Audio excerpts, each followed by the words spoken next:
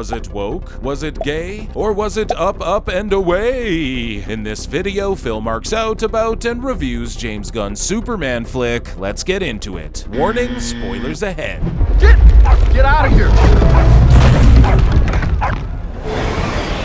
Leading up to the release of this movie, the internet was set ablaze with rumors of Superman being beat up by girls, the plot focusing on immigration policies, Lois Lane being a girl boss who womansplains without being checked, it's gonna be woke, and all of the other rage bait horseshit the usual suspects perpetrate. And who can blame them? We're talking about an industry that's ruined the MCU, shoved Ezra Miller down our throats, and released trash like Ironheart just this year. However, I did not let these routine opinions and bad faith wannabe movie critics deter me from being optimistic about the film. I've been a fan of James Gunn since Romeo and Juliet, and if you've seen his catalog of movies, then you know that the man has never attempted to poison us all with the woke virus, man, or preach politics in his movies. He just tries to make fun movies with funny dialogue and emotionally gripping moments, and this Superman movie was no different. I'm not going to get overly hung up on plot points and specific details. I'm mostly going to mark out and bury what I liked and what I didn't like. So with that being said, full speed ahead.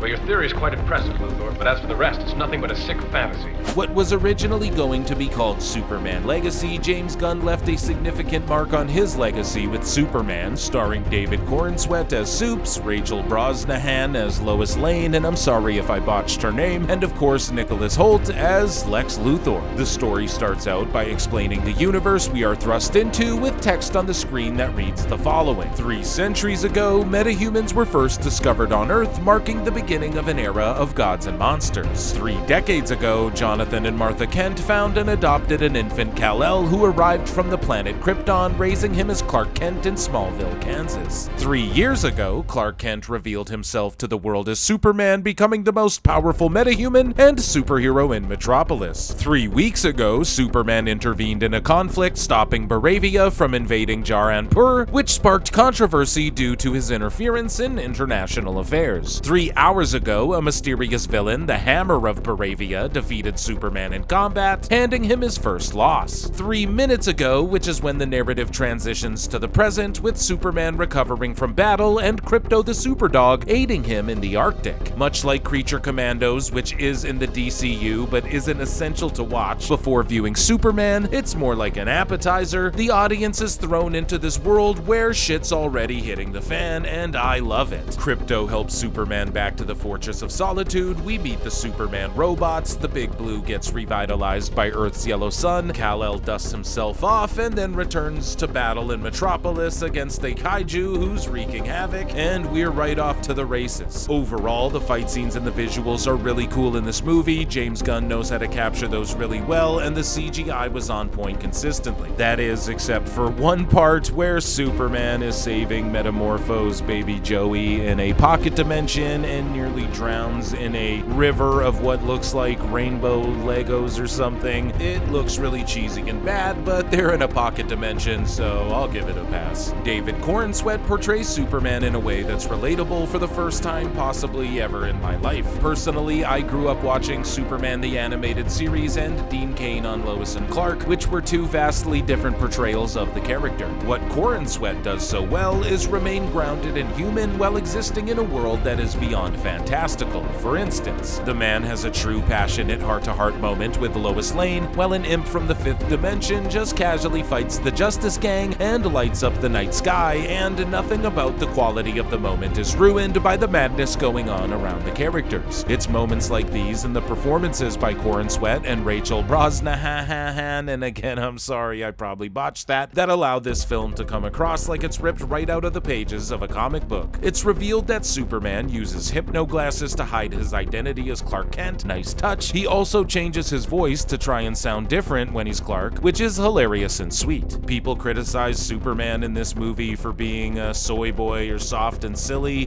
because Superman's never been soft or silly ever. Sorry I'm late. Just woke up 2 minutes ago.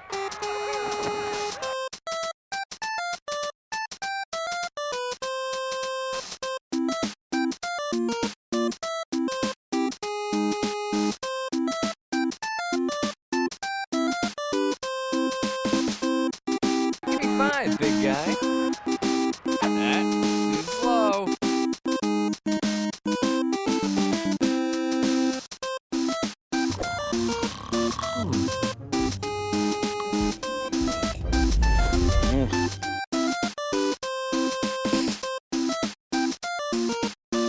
It should be noted that basically everything seen in the trailers for this movie happened in the first half hour, which is awesome and what I predicted going into it. One of these scenes portrays Lois Lane dressing Clark Kent down after it's revealed that she knows his true identity and that they've been dating for 3 months. Superman tells Lois that she can interview him for real, and this is a scene that came out before the movie dropped. A vocal minority of fans who still paid to see the movie started yelling online about how Lois is portraying a girl boss who don't need no man and is womansplaining to Supes, and well, she sort of is, and that's the point, but not the point that a lot of these giant man babies online seem to think it is, which I'll come back to in a minute. Lois becomes somewhat unbearable, dressing down Superman for his decision to save the lives of many by interrogating and intimidating others during a recent war that was taking place. Now trust me, I, like everyone else, is tired of the overly feministy, over-the-top LGBTQ AI CBD 420, politically preachy, hacktivist, self-insert, brainwash movies and television shows we've all been force-fed for the last 5 to 10 years. Prior to this, trust me, I'm as sensitive to it and pick up on it just as quickly as any other regular dude who's just looking to be entertained by the movies I watch and the video games I play in my spare time, but this movie is none of those things. In fact, it's more the opposite, and Lois Lane's character is the perfect example. In the beginning, she's bitching Clark out and nitpicking him about the ins and outs of geopolitics and war and right and wrong and overanalyzing all of these things and Superman's actions as though she's some omnipotent, infallible being who's never made a mistake in her life and blah blah blah blah blah libtard, I get it. And all Superman can respond with is the right answer, and that's, but people were going to die. In this moment in time, Lois doesn't understand his position, but by the end of the movie, when she discovers he's that punk kid and she realizes that Supes' heart is so big and he's such an empath that all of that other shit doesn't matter. As long as Clark follows his heart, he'll always do what is right. That's in the face of danger, his own freedom, and regardless of what his parents may or may not have tasked him with upon his arrival to Earth. Superman grew up like any other human did and was raised by a good farming Christian family, and he'll always do what is right. His greatest superpower isn't flight or speed or super strength, but it is his heart. And because of that, moving forward, Lois is more understanding and will stand behind Superman, trusting his instincts and guidance. So this guy just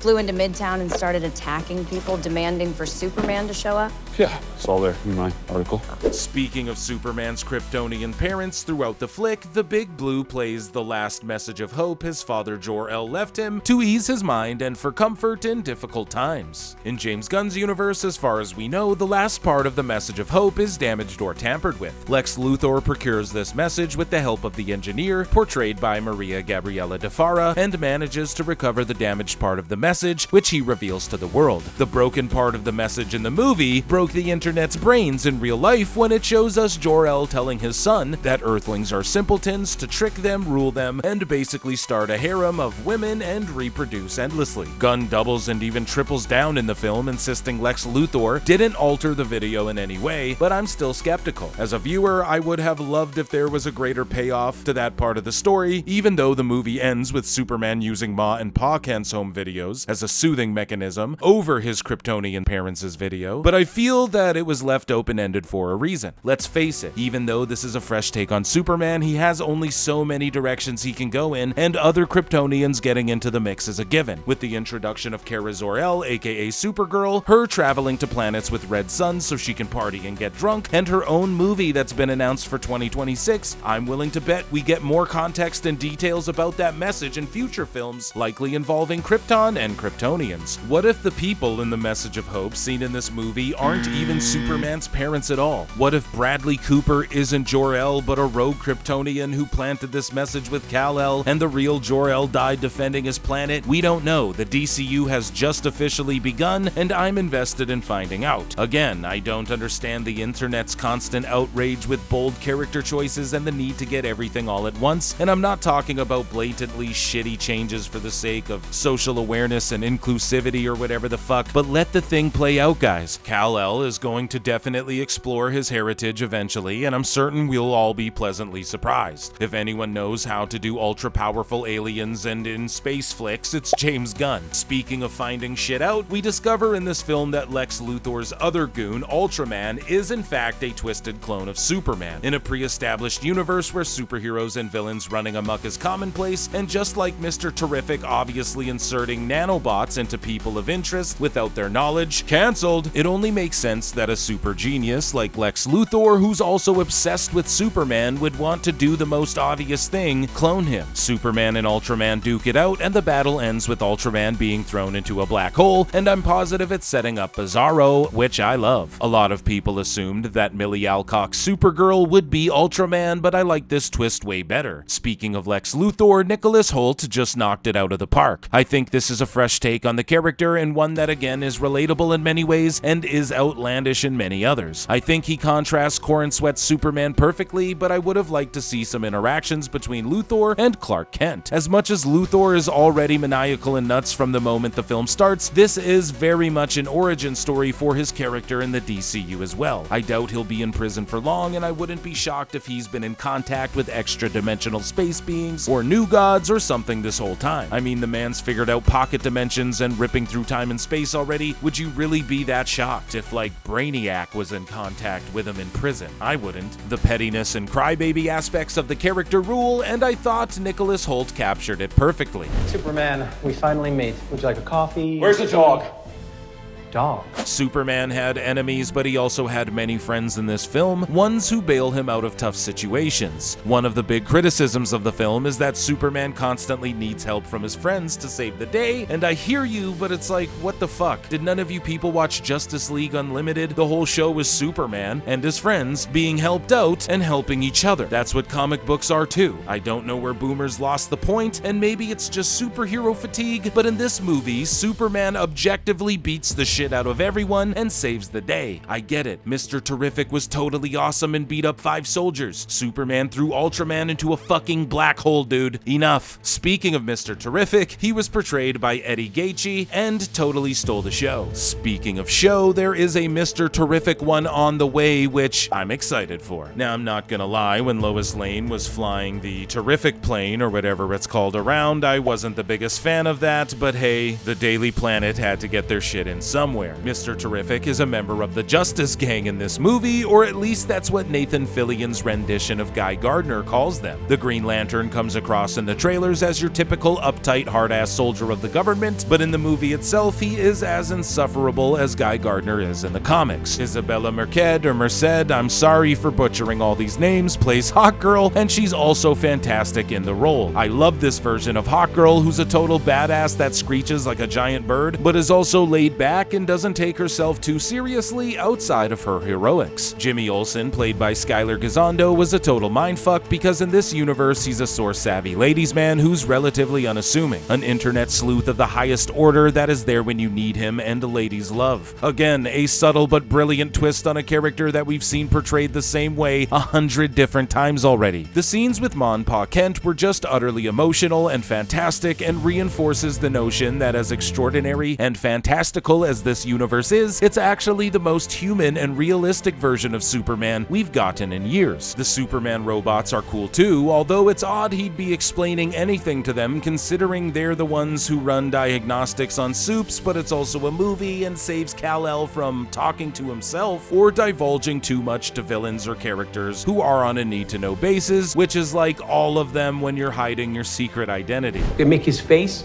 look different in your brain when he wears them so that you don't know who he is. Yes, I know this. So you know he's Clark Kent. Why does he trust everyone? I love this movie, and it's not flawless by any means, but that's a subjective notion. Most people shit on this flick before they ever even gave it a chance. I think the internet did this movie a disservice with criticisms about super harems and not getting the same Superman movie that people have seen 10 times already. There was far too much misinformation about this movie before it came out than was warranted. My biggest criticisms personally are about interdimensional Lego rivers and a CGI baby, it's redundant to say the least. People crying online about monkeys typing on computers like these hate-driven propagandizing assholes on YouTube and Twitter, get it assholes, you're the monkeys, was spun into this huge ordeal when really it was a hilarious 1-second moment of the movie. People crying about how it's gonna be about immigrants, and I even saw dumb fucks saying that the soldiers in the Halo suits at the prison Superman turns himself into resemble ICE agents, which is blatantly retarded considering that was hardly a topic of discussion until this year, and this movie's been in development for like 3+ years. Where's the connection there? I also understand that when watching movies, not everything can just be a coincidence after coincidence. Sometimes that can pull you out of things. But for the idiots complaining about the Pocket Universe splitting the Earth and heading directly towards Luthor Corps, or Lex Corps, or L Corps, whatever you want to call it. A, Luthor Corps has one of the portals set up in the top of the tower, so that's dumb. 2, that's exactly what would happen in a comic book or animated series. Try reading or watching one sometime, they're fun. And Trace, what's the point of a fucking movie if nothing is allowed to happen that doesn't make sense in your narrow mind? When can coincidence come into play? What the fuck is Star Wars if not a series of a million coincidences leading to an epic heroic climax? What is even the point? Go play Plinko or something, you miserable fucks. And for the 70 videos some of these guys put out shitting on a movie before it even happens, we won't get 70 videos walking it back after it did, but I digress. I will say a little too much Krypto the Superdog for me. I do think that's a fair criticism, but to play devil's advocate, aka movie executive's advocate, this is a 2+ hour summer blockbuster for basically all ages and families, so what do you expect? I understand people want to be mad about this movie because it's not the Donner films. Christopher Reeves was better. It's not one-to-one with the comics and all this other bullshit, but none of that actually matters. And none of these films can be one-to-one adaptations from the comic books. Was X-Men from the year 2000 accurate? They wore black leather outfits and mocked the yellow spandex. Wolverine in the books is 4'6", Hugh Jackman is 6'4", etc., etc., and it still fucking worked to this day. And why? Because it was a solid story that took extraordinary characters, made them relatable, put them in epic fight scenes, and subtly set up a bunch of shit for nerds like us to look forward to in the future, which is what Superman did. Again, Sam Raimi's Spider-Man had Spidey slinging webs out of his skin and not web cartridges. Those movies ruled so hard that decades later they're likely making more of them. Christopher Nolan took a chance with Batman and reinvented the way people approach superhero content in general for a decade. These are still renowned and unmatched comic book movies held in the highest regards to this day. If you want Donner Superman, go and watch those movies. You want comic book accurate Superman on screen? Watch Justice League Unlimited. I don't know if non-creative people get triggered by creative people being willing to make bold creative choices and stand on them, or if folks are just such TikTok brain zombies nowadays that they just fuel off member berries and want to watch the same movie over and over again. But I appreciate and understand the fact that comic book movies will almost never be one-to-one adaptations again because they can't be, and oftentimes they shouldn't be. All in all, I think Superman was a solid effort and a great introduction into the DCU, bar Creature Commandos, which is like its own R-rated thing that I'll talk about later on this channel. I like that the mid and post-credit scenes weren't showing us new characters or Thanos-level shit or promising too much too fast. The fact that Mr. Terrific didn't perfectly realign the universe is a nod to something that will come in the future, and I very much look forward to Supergirl and her adventures coming next year. I think I took a wrong turn at Albuquerque and...